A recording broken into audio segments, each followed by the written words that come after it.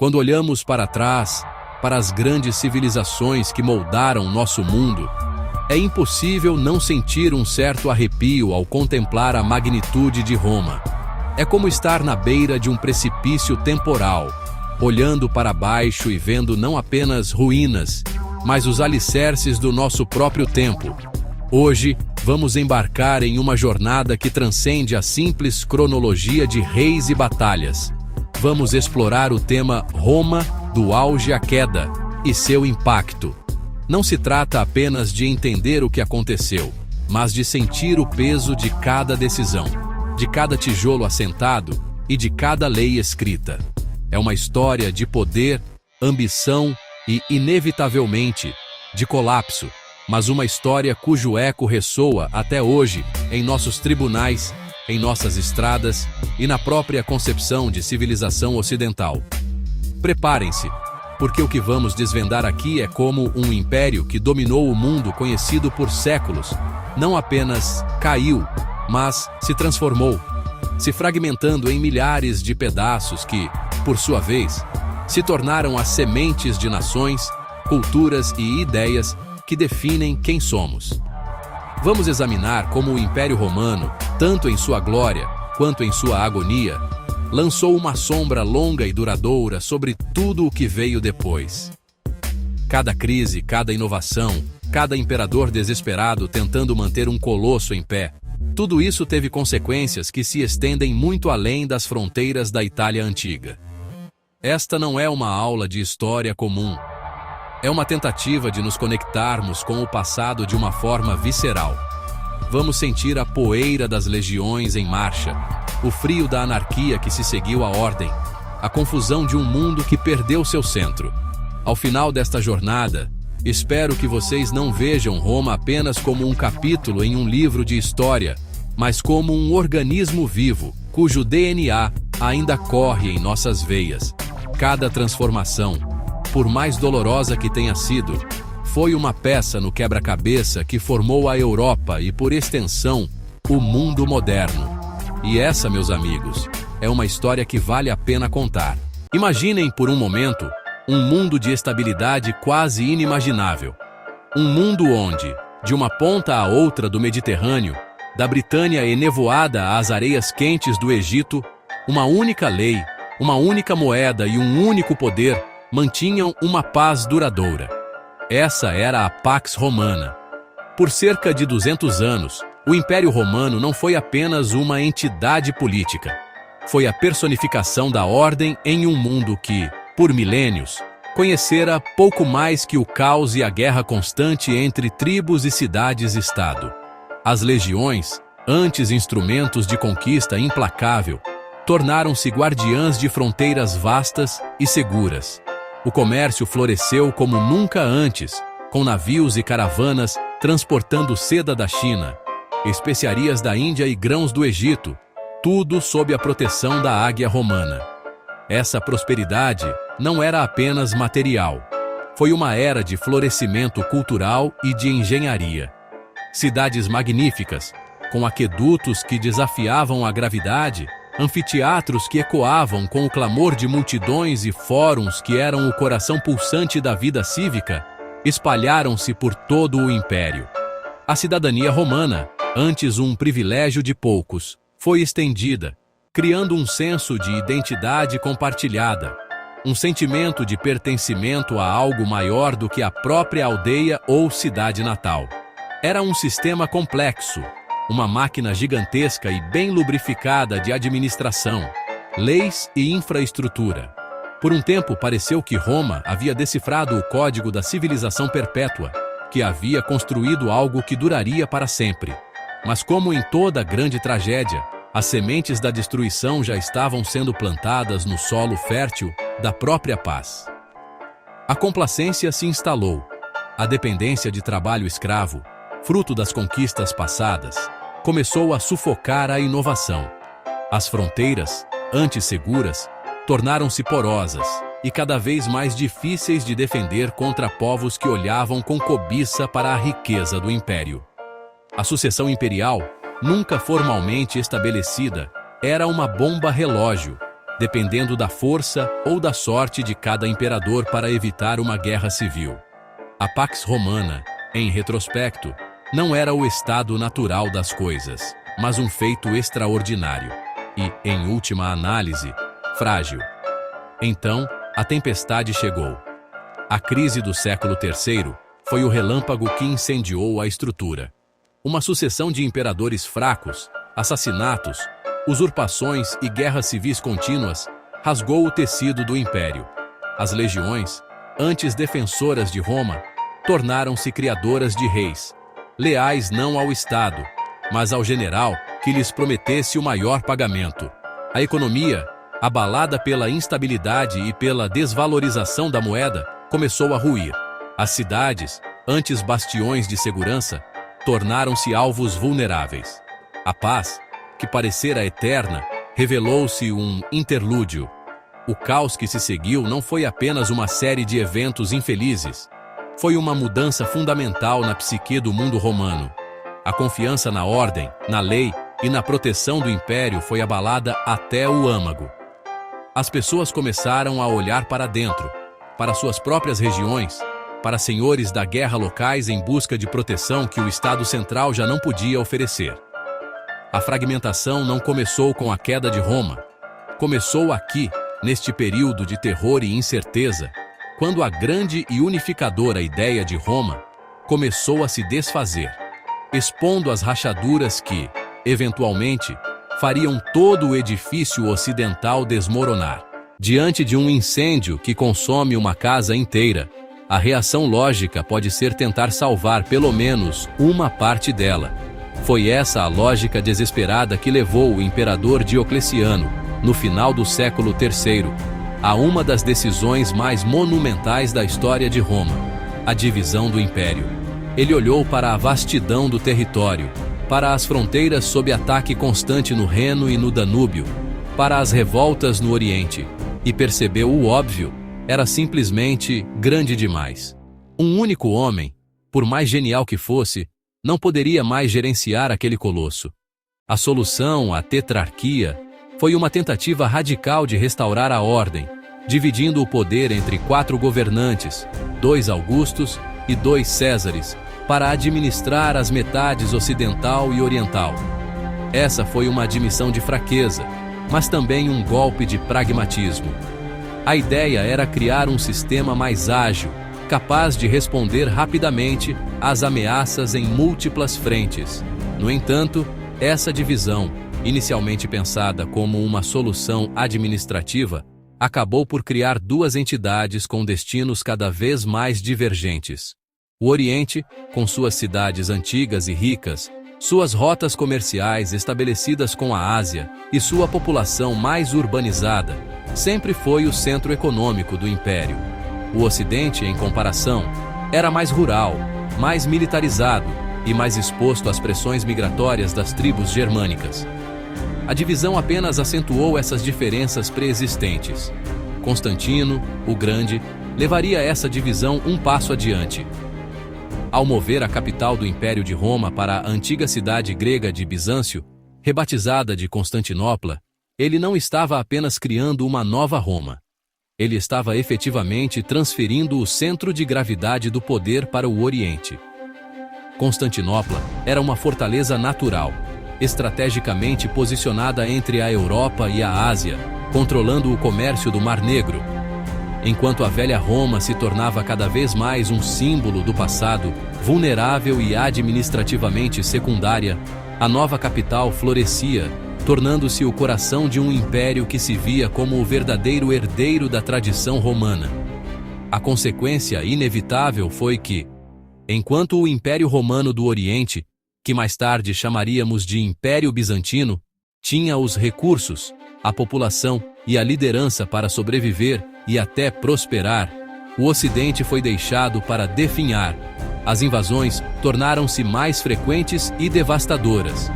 A administração central em Roma ou Ravenna perdia o controle sobre as províncias, que caíam nas mãos de generais bárbaros ou se fragmentavam em domínios de senhores locais. A queda do Império Romano do Ocidente, em 476 d.C., não foi um evento súbito, mas o culminar de um longo processo de decadência que foi acelerado pela divisão.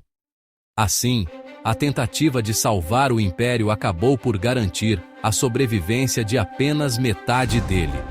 Enquanto o Oriente, sob o comando de Constantinopla, continuaria a existir por mais 1000 anos, preservando a cultura, o direito e o conhecimento greco-romano, o Ocidente mergulhou em um período de fragmentação política.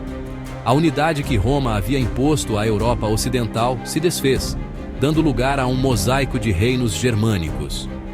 A força do Império Bizantino e a fragmentação da Europa são os dois lados da mesma moeda, forjada na decisão de dividir um mundo que já não podia ser governado como um todo. Todos os caminhos levam a Roma. Esta frase não é apenas um ditado, era uma realidade literal e a espinha dorsal do poder imperial. O sistema de estradas romano foi uma das maiores proezas de engenharia da história da humanidade. Mais de 80.000 quilômetros de estradas pavimentadas, construídas com uma precisão e durabilidade tão impressionantes que algumas ainda são usadas hoje. Essas estradas não eram apenas caminhos, eram as artérias e veias do império. Por elas, as legiões podiam marchar a uma velocidade espantosa para reprimir revoltas ou defender fronteiras distantes. Por elas, as ordens do imperador e as notícias das províncias viajavam através do cursos públicos, o serviço postal estatal. Essas veias de pedra transportavam mais do que soldados e mensageiros. Transportavam a própria vida do império. O comércio dependia delas. Bens, ideias e pessoas moviam-se com uma facilidade e segurança sem precedentes. Um comerciante podia levar azeite da Espanha para a Germânia, e um filósofo podia viajar de Atenas para Roma para debater em seus fóruns. Essa conectividade criou um mundo interligado, uma espécie de primeira globalização. As estradas uniam o império não apenas fisicamente, mas também cultural e economicamente. Elas eram um símbolo visível e constante do poder e da ordem de Roma, cortando através de florestas e montanhas, lembrando a todos quem estava no comando. O que acontece então, quando as artérias de um corpo começam a entupir e a se romper? Com o colapso da autoridade central no Ocidente, a manutenção dessa vasta rede de infraestrutura simplesmente parou. Não havia mais um governo central com os recursos, a engenharia ou mesmo a vontade de reparar pontes quebradas, preencher buracos ou limpar caminhos bloqueados. As estradas, que exigiam manutenção constante, começaram a se deteriorar. A natureza, sempre paciente, começou a reclamar o que era seu. Ervas daninhas cresceram através das lajes de pedra. Chuvas e inundações levaram pontes. E o que antes eram rodovias magníficas tornaram-se trilhas perigosas e, eventualmente, intransitáveis. O impacto do abandono das estradas foi catastrófico e imediato. O comércio, que dependia de um transporte rápido e seguro, entrou em colapso. O que antes era uma viagem de semanas, poderia agora levar meses, se é que fosse possível. Regiões que antes eram interdependentes tornaram-se isoladas. As cidades, que dependiam do campo para seu sustento, começaram a encolher à medida que as linhas de abastecimento eram cortadas. O mundo, que sob Roma parecia vasto mas conectado, encolheu para o tamanho do horizonte visível. A comunicação entre as regiões tornou-se esporádica e perigosa, dificultando qualquer tentativa de governo centralizado. Esse isolamento foi um dos principais catalisadores para a ascensão do feudalismo. Sem a proteção das legiões e a conectividade das estradas, as comunidades locais tiveram que se virar sozinhas. A lealdade transferiu-se do imperador distante para o senhor local, o dono do castelo, na colina que podia oferecer alguma semblança de proteção. O colapso da infraestrutura romana não foi apenas um problema logístico. Foi o desmantelamento físico da unidade. As estradas que uniram o mundo romano, ao se desintegrarem, criaram as barreiras físicas e mentais que definiriam a fragmentada paisagem da Idade Média. Se as estradas eram o esqueleto físico do Império Romano, então o direito era sua alma, o sistema nervoso que regulava cada aspecto da vida. O direito romano foi, sem dúvida, uma das contribuições mais duradouras e profundas de Roma para a civilização ocidental. Não era apenas um conjunto de regras, era uma filosofia, uma forma de pensar sobre justiça, propriedade, contratos e governança. Desde as primeiras leis das 12 tábuas, gravadas para que todos pudessem ver, até a monumental compilação do Corpus Juris Civilis pelo imperador Justiniano, os romanos desenvolveram um sistema jurídico de uma sofisticação e abrangência sem precedentes. Este sistema organizava a sociedade de uma forma notavelmente estruturada. Ele definia claramente os direitos e deveres dos cidadãos, estabelecia a base para a propriedade privada, regulava transações comerciais e criava procedimentos para a resolução de disputas. Conceitos que hoje tomamos como garantidos, como inocente até que se prove o contrário, o direito a um julgamento justo e a ideia de que a lei deve ser aplicada igualmente a todos, tem suas raízes profundas no pensamento jurídico romano. O direito romano trouxe um nível de previsibilidade e ordem à vida social e econômica que foi fundamental para a estabilidade do império. Ele era o software que rodava no hardware do poder militar e da infraestrutura romana. Com a queda do Império Ocidental, seria de se esperar que esse complexo sistema jurídico desaparecesse junto com as legiões e os aquedutos. E, de fato, em muitas partes da Europa, ele foi suplantado por códigos de leis germânicas, que eram muitas vezes mais tribais e baseadas em costumes e provações por combate. O vácuo de poder levou a um período de incerteza jurídica, onde a justiça dependia mais da força do senhor local do que de princípios legais estabelecidos. A ideia de uma lei universal, aplicável a todos, parecia ter morrido com o império que a criou. No entanto, a semente do direito romano não morreu. Ela permaneceu dormente, preservada em dois lugares cruciais. Primeiro, no Império Bizantino, onde o Corpus Juris Civilis de Justiniano não apenas sobreviveu, mas continuou a ser a base da lei por séculos. Segundo, na Igreja Católica. A Igreja, a única instituição que sobreviveu intacta à queda de Roma no Ocidente, adotou muitas das estruturas administrativas e legais romanas para criar seu próprio sistema de direito canônico. Através da Igreja, os princípios e a lógica do direito romano continuaram a influenciar o pensamento europeu, mesmo que de forma indireta. O verdadeiro renascimento veio mais tarde, durante a Idade Média, quando as universidades começaram a surgir na Europa, por volta do século XI. A redescoberta do Corpus Juris Civilis foi um evento transformador. As universidades surgem na Europa a partir do século XI, na Baixa Idade Média, como corporações de mestres e estudantes voltadas ao estudo do direito, da teologia e da medicina, sob forte influência da Igreja. Exemplos clássicos são a Universidade de Bolonha, UiUi 88, e a Universidade de Paris, século XII. Estudiosos em Bolonha e em outras partes da Europa começaram a estudar e a ensinar o direito romano, maravilhados com sua lógica e sofisticação. Esses princípios foram gradualmente reincorporados nos sistemas legais dos reinos emergentes. O Código Napoleônico, que se tornou a base para os sistemas de direito civil em grande parte do mundo, incluindo o Brasil, é um descendente direto do direito romano. Assim, mesmo após a queda de Roma, seu fantasma jurídico continua a presidir nossos tribunais até hoje. O poder econômico de Roma podia ser sentido no bolso de cada cidadão, na forma de uma moeda de ouro, prata ou bronze. O denário, o sestércio, o áureo, essas não eram apenas peças de metal, eram símbolos da estabilidade e do alcance do império. Um sistema monetário unificado e confiável foi uma das chaves para a prosperidade da Pax Romana. Ele facilitava o comércio em uma escala nunca antes vista. Um mercador na Síria podia aceitar o pagamento de um centurião da Britânia com a certeza de que aquela moeda teria valor em qualquer lugar do vasto território romano. Essa confiança lubrificava as engrenagens da economia, permitindo a especialização regional e a criação de vastas fortunas. As moedas eram mais do que ferramentas econômicas, eram instrumentos de propaganda. Cada moeda trazia a efígie do imperador reinante, uma lembrança constante e tangível de quem estava no poder. Elas anunciavam vitórias militares, projetos de construção e a divindade do governante.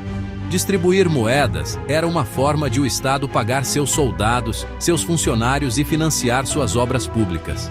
O fluxo constante de moedas de Minas na Espanha ou na Dácia para os cofres do Estado e, em seguida, para toda a população, era o sangue que nutria o corpo econômico do império. A saúde da moeda era um reflexo direto da saúde do próprio império. A crise do século III desferiu um golpe mortal nesse sistema. Com as guerras civis constantes e a necessidade de pagar exércitos cada vez maiores e mais exigentes, os imperadores recorreram a uma solução desesperada, a desvalorização da moeda. Eles começaram a misturar metais menos preciosos, como cobre e estanho, nas moedas de prata. Um denário que antes era quase puro de prata tornou-se, ao longo de décadas, uma moeda de bronze com uma fina camada de prata. O público não era tolo. As pessoas rapidamente perceberam que as novas moedas valiam menos e a confiança no sistema evaporou. A inflação disparou a níveis astronômicos. As consequências foram devastadoras. Os preços subiram vertiginosamente, enquanto os salários, muitas vezes pagos em moedas desvalorizadas, não conseguiam acompanhar. A poupança de uma vida inteira podia se tornar inútil em questão de anos. Em resposta a essa incerteza, as pessoas começaram a abandonar o dinheiro. O escambo, a troca direta de bens e serviços, que era uma característica de economias primitivas, retornou em larga escala.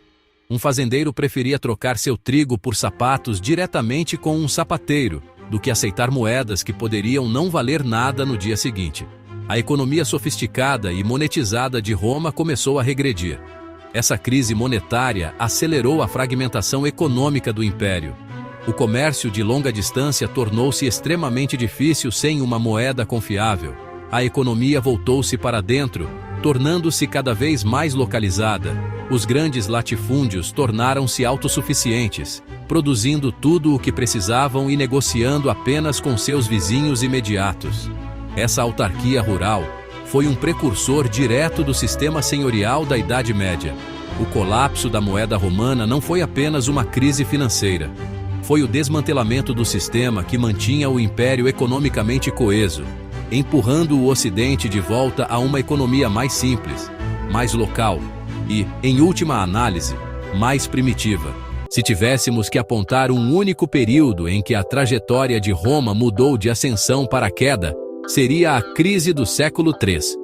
Este não foi um único evento, mas uma tempestade perfeita de calamidades que durou cerca de 50 anos, de 235 a 284 depois de Cristo. Foi um período de anarquia quase total, um pesadelo que rasgou o império por dentro e por fora. Tudo começou, como tantas vezes em Roma, com o assassinato de um imperador, Alexandre Severo. O que se seguiu foi um carrossel macabro de poder, conhecido como a Era dos Imperadores Soldados. Em meio século, mais de 20 homens reivindicaram o trono, e quase todos eles morreram de forma violenta, assassinados por seus próprios soldados, por rivais ou em batalha. Essa instabilidade política paralisou o governo. Com os imperadores subindo e caindo como folhas no outono, era impossível para qualquer um deles implementar políticas de longo prazo ou lidar eficazmente com os problemas crescentes do império. O foco de cada imperador era singular e desesperado: sobreviver. E para sobreviver, eles precisavam do apoio do exército. Isso transformou as legiões de defensoras do Estado em criadoras de reis. Os soldados leiloavam o trono para o general que oferecesse o maior donativum, ou bônus. A lealdade não era mais a Roma ou ao Senado, mas ao comandante que enchia seus bolsos. Enquanto Roma se devorava por dentro, seus inimigos se fortaleciam por fora. Nas fronteiras do Reno e do Danúbio, confederações de tribos germânicas, como os godos, os alamanos e os francos, aproveitaram o caos para lançar incursões cada vez mais profundas e destrutivas no território romano. Pela primeira vez em séculos, o coração da Itália sentiu o medo da invasão. No Oriente, um novo e formidável inimigo surgiu: o Império Sassânida, na Pérsia, que era muito mais organizado e agressivo do que seus predecessores partos. Em um dos momentos mais humilhantes da história romana, o imperador Valeriano foi capturado em batalha pelos persas e, segundo a lenda, morreu no cativeiro. A crise foi tão profunda que o império literalmente se partiu. Em meio ao caos, dois estados separatistas surgiram: o Império Gálico no Ocidente, incluindo a Gália, a Britânia e a Espanha, e o Império de Palmira no Oriente, controlando o Egito, a Síria e a Ásia Menor. Por um tempo, o Império Romano foi reduzido a pouco mais que a Itália, a África e os Balcãs. O mundo que parecera tão sólido e eterno estava se desintegrando. Além da guerra, a praga varreu o império, a peste de Cipriano, matando milhões e despovoando cidades e campos, exacerbando a crise econômica e militar. Embora o império tenha sido eventualmente reunificado pela força de vontade de imperadores como Aureliano e Diocleciano, o dano estava feito. A crise do século III deixou cicatrizes profundas e incuráveis. A economia estava em ruínas, a confiança no governo central abalada e as fronteiras permanentemente enfraquecidas. O velho Império Romano da Pax Romana estava morto. O império que emergiu dessa crise era diferente, mais militarizado, mais autocrático e desesperadamente tentando se manter unido. A crise não foi o fim, mas foi, sem dúvida, o começo do fim, o ponto de inflexão a partir do qual a queda final do Ocidente se tornou quase inevitável. O poder absoluto corrompe absolutamente. No caso do Império Romano tardio, a corrupção não era apenas um problema de alguns indivíduos desonestos, era um câncer sistêmico que consumia o Estado por dentro. À medida que o governo central se tornava mais autocrático e desesperado por recursos após a crise do século III, a burocracia inchou a níveis insustentáveis. Uma vasta rede de funcionários, coletores de impostos e administradores foi criada, mas em vez de servir ao Estado, muitos usavam suas posições para enriquecimento pessoal. A extorsão, o suborno e o desvio de fundos públicos tornaram-se práticas comuns. Essa corrupção teve um efeito corrosivo na sociedade. Os impostos tornaram-se esmagadores, especialmente para os pequenos agricultores e a classe média urbana, os curiales, que eram responsáveis por coletar os impostos em suas cidades e tinham que cobrir qualquer déficit com seus próprios bolsos. Muitos foram levados à falência. A carga tributária era tão pesada e a coleta tão predatória que alguns cidadãos romanos chegaram a fugir para territórios bárbaros, preferindo viver sob o domínio de um chefe tribal a suportar o peso do Estado romano. A confiança no governo e no sistema de justiça despencou. A lei, que antes era um pilar da civilização romana, tornou-se uma ferramenta para os ricos e poderosos explorarem os fracos. O colapso da autoridade central criou um perigoso vácuo de poder, especialmente nas províncias mais distantes do Ocidente. O imperador, entrincheirado em Ravenna ou Milão, era uma figura distante e cada vez mais irrelevante para as preocupações diárias das pessoas. Quem poderia protegê-los de bandos de saqueadores ou de invasores bárbaros? Quem poderia garantir a justiça quando os tribunais estatais eram corruptos ou inexistentes? A resposta, cada vez mais, não era o Estado. As pessoas começaram a buscar proteção em uma nova fonte de poder: os grandes proprietários de terras, os senadores e generais ricos que possuíam vastos latifúndios. Esses magnatas locais começaram a exercer funções que antes pertenciam ao Estado. Eles mantinham exércitos privados, os bucellari, para proteger suas terras e os camponeses que viviam nelas. Eles estabeleciam seus próprios tribunais para resolver disputas. Em troca de proteção, Os pequenos agricultores entregavam suas terras ao senhor local, tornando-se seus arrendatários ou colonos. Eles estavam ligados à terra, não mais como cidadãos livres, mas como servos dependentes. Este foi o embrião do feudalismo. Era um acordo pragmático, segurança em troca de liberdade e serviço. Este processo, conhecido como patronato, desmantelou a estrutura social e política do império de baixo para cima. A lealdade transferiu-se do Estado impessoal para o senhor pessoal e local. O poder fragmentou-se, passando de um centro imperial para centenas de centros de poder locais espalhados pelo campo. Quando o último imperador romano do Ocidente foi deposto em 476 d.C., para muitas pessoas nas províncias, o evento mal foi notado. O verdadeiro poder já não residia no trono imperial. Ele já havia se mudado para os castelos e vilas fortificadas dos senhores que se tornariam os nobres da Idade Média. O feudalismo não surgiu das cinzas de Roma. Ele cresceu nas rachaduras de um império em decomposição. A imagem clássica da queda de Roma é a de hordas de bárbaros selvagens, invadindo as fronteiras e saqueando a cidade eterna. Embora a realidade seja muito mais complexa, não há como negar o papel central que os povos que os romanos chamavam de bárbaros desempenharam no colapso final do Império Ocidental. Por séculos, Roma havia lidado com esses grupos, godos, vândalos, francos, alamanos, através de uma mistura de guerra, diplomacia e assimilação. Muitos bárbaros serviram nas legiões romanas, subindo na hierarquia e tornando-se profundamente romanizados.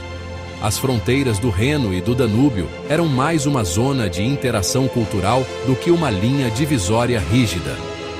No entanto, no final do século IV, algo mudou drasticamente. A chegada dos hunos, um povo nômade feroz vindo das estepes da Ásia Central, desencadeou um efeito dominó de migrações em massa.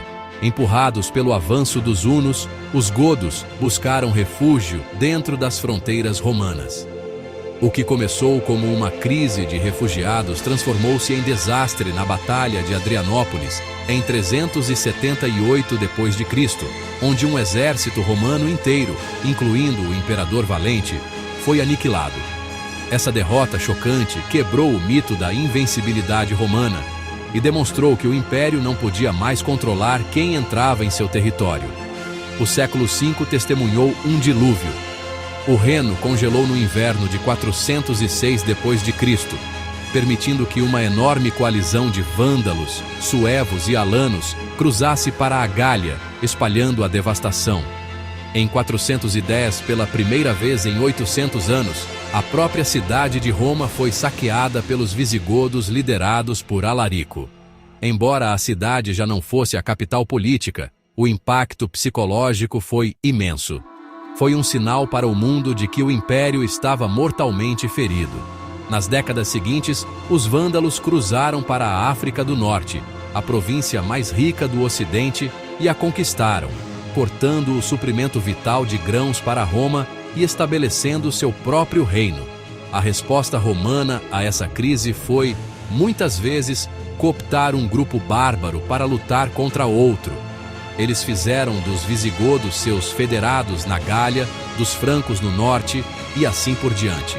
Mas isso foi um pacto com o diabo. Esses reinos bárbaros dentro do império eram leais a seus próprios reis, não ao imperador. Eles governavam seus territórios de forma autônoma e, gradualmente, o controle imperial sobre a Gália, a Espanha e a África tornou-se puramente nominal. O imperador no Ocidente tornou-se uma marionete, controlado por generais bárbaros que detinham o verdadeiro poder militar, como Estilicão, um vândalo, e Ricimero, um suevo. O golpe final, em 476 d.C., foi quase um anticlímax. Odoacro, um general bárbaro no comando do que restava do exército romano na Itália, simplesmente depôs o último imperador, um menino chamado Rômulo Augustulo. Em vez de nomear um novo imperador fantoche, Odoacro enviou as insígnias imperiais para Constantinopla, declarando que o Ocidente não precisava mais de um imperador próprio. Este ato não foi a causa da queda, mas o seu reconhecimento formal. Das ruínas do Império Romano do Ocidente, novos reinos surgiram, fundindo a cultura romana com as tradições germânicas. O reino dos francos se tornaria a França, o dos visigodos, a Espanha, e o dos anglo-saxões, a Inglaterra. As invasões não apenas derrubaram Roma, elas redesenharam o mapa da Europa, dando origem às nações que conhecemos hoje. E assim, a águia caiu. Mas a queda de Roma não foi um fim, e sim uma transformação profunda, uma espécie de explosão de supernova cultural, cujos elementos foram espalhados por todo o continente europeu, tornando-se os blocos de construção de uma nova era. É um erro pensar que Roma desapareceu completamente em 476 d.C. Seu poder militar e político no Ocidente se foi, mas sua alma, suas ideias, provaram ser muito mais resilientes. O fantasma de Roma assombrou a imaginação da Europa por mais de um milênio. Reis medievais e imperadores, de Carlos Magno a Napoleão, buscaram legitimar seu poder reivindicando o manto de Roma, tentando reviver sua glória e unidade. Olhe ao nosso redor. O legado de Roma está em toda parte, muitas vezes escondido à vista de todos. Nossos sistemas legais, com seus conceitos de contratos, propriedade e justiça, são descendentes diretos do direito romano. A arquitetura de nossos prédios governamentais, com suas cúpulas e colunas, ecoa a majestade do Panteão e do Fórum. As línguas que falamos, português, espanhol, francês, italiano, romeno, são filhas diretas do latim, a língua dos conquistadores. As estradas que eles construíram ainda formam a base de muitas rodovias modernas, e a ideia de uma moeda comum, que uniu um continente, ressurge em projetos como o euro. Roma, no final, nos ensina uma lição poderosa sobre a natureza da civilização. Ela nos mostra que mesmo os impérios mais poderosos são mortais, vulneráveis à decadência interna e às pressões externas. Mas também nos mostra que as ideias são mais duradouras que o aço e a pedra. O direito, a cultura, a engenharia e a linguagem de Roma sobreviveram ao colapso de seu império, continuando a influenciar e moldar civilizações por séculos. Roma não é apenas uma história sobre o passado, é uma parte fundamental da nossa própria história, um eco que ressoa na eternidade, nos lembrando de onde viemos e, talvez, nos alertando sobre para onde podemos estar indo.